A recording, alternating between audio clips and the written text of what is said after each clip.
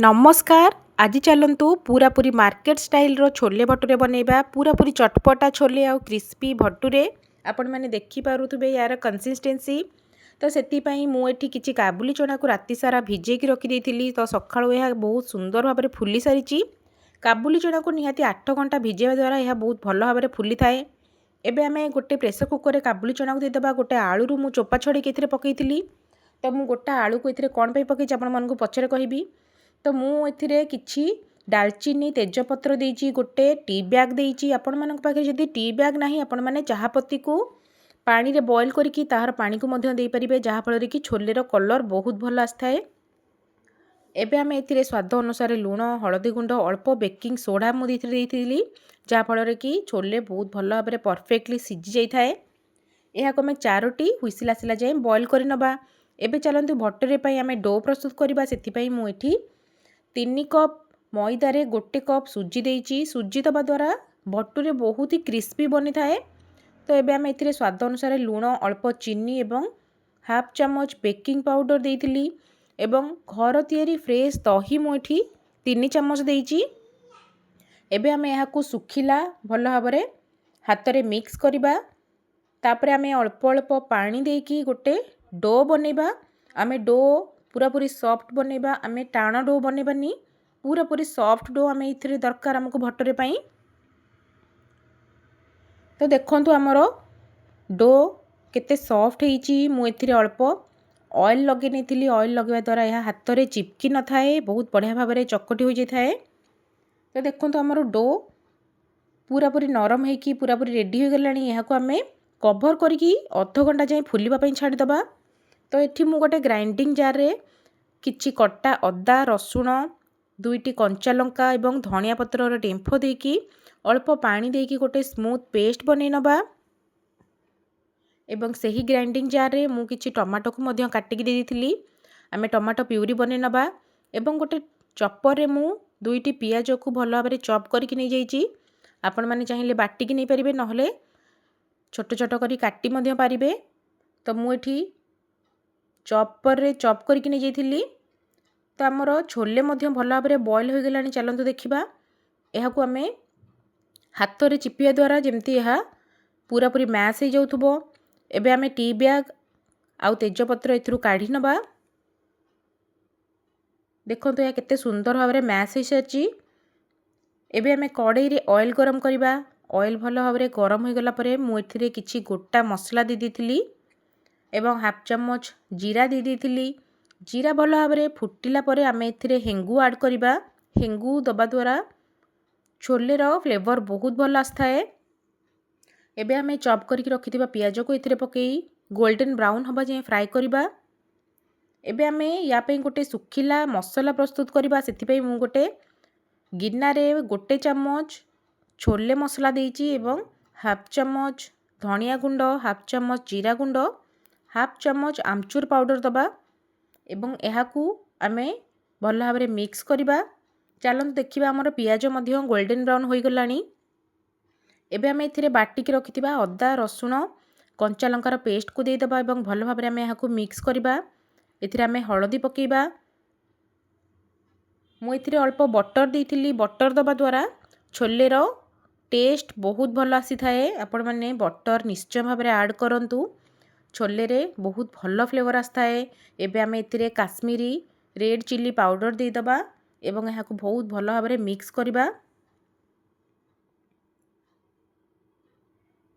एबे आमे बाटिकी रखिथिबा tomato puree को एथिरे दे दबा। स्वाद अनुसार लुण दे दबा एवं आमे जो सुखिला मसला रेडी करी रखिथिले ताकू मध्य आमे एथिरे पकेई दबा।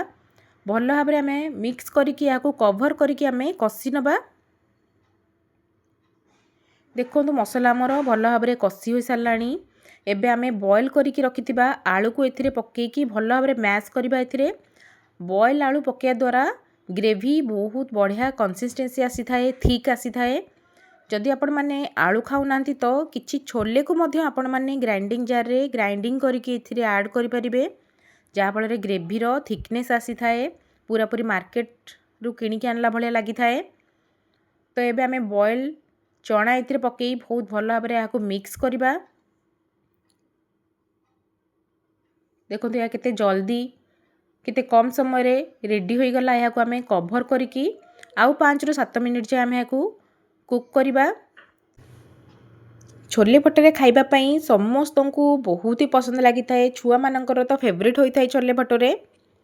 देखंतु 5 रु 7 मिनिट हो गलानी। यार कलर देखंतु केते सुंदर आसीची एवं मु लास्ट रे किछि कसूरी मेथी को ड्राई रोस्ट करिकी गुंड करिकी एथिरे पकई देथिली। कसूरी मेथी को सब बेले लास्ट रे फ्राई करिकी गुंड करिकी पकेया द्वारा तरकारी रो फ्लेवर बहुत भल आसी थाए। एबे मु एथिरे 1 चम्मच गरम मसला दे देथिली। एहा को भल भाबरे आमे गोळेकी कवर करिकी आउ 2 मिनिट जाए कुक करि नबा। आपण माने ग्रेवी देखंतु पूरा पूरी मार्केट रो छोले भले देखा जाउची। तो आपण माने एई प्रोसेस रे छोले बनांतु देखिबे बहुत ही टेस्टी लगी थाए। मु एथिरे किछि कट्टा धनिया पत्र पकेकी गरमा गरम सर्व करथिली।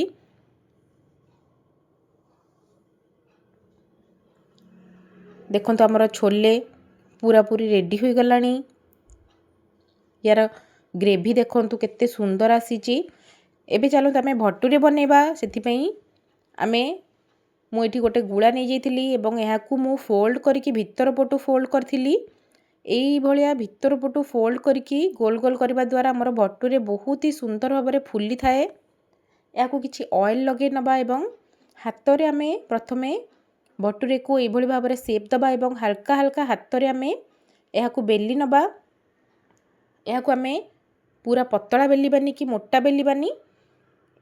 आमे एई भली साइज रो एहा को बेलीबा एवं गरम तेल रे आमे एहा को फ्राई करिबा।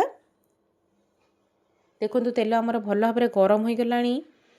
एबे आमे भटूरे केथरे देखंतु केते सुंदर भाबरे भटूरे फुली सारिची। एहा पूरा पूरी क्रिस्पी बनी थाए पूरा पूरी गुपचुप भलिया।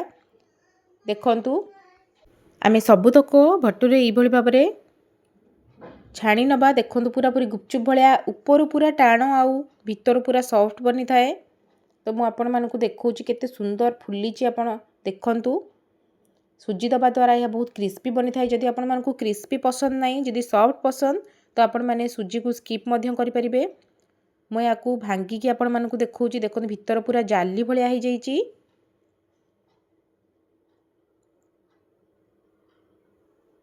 ऊपरू पूरा क्रिस्पी आउ भीतर पूरा सॉफ्ट बनी थाए। तो आपण माने निश्चय एभली भटूरे बनांतु घरे।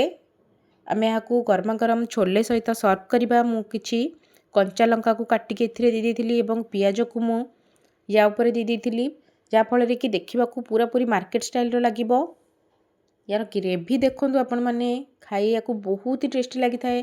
थरे आपण माने निश्चय छोले भटूरे घरे बनांतु। जदि रेसिपी आपण मानको पसंद आसी थाए ताहले लाइक सब्सक्राइब निश्चय भाबरे करिवे। जय जगन्नाथ।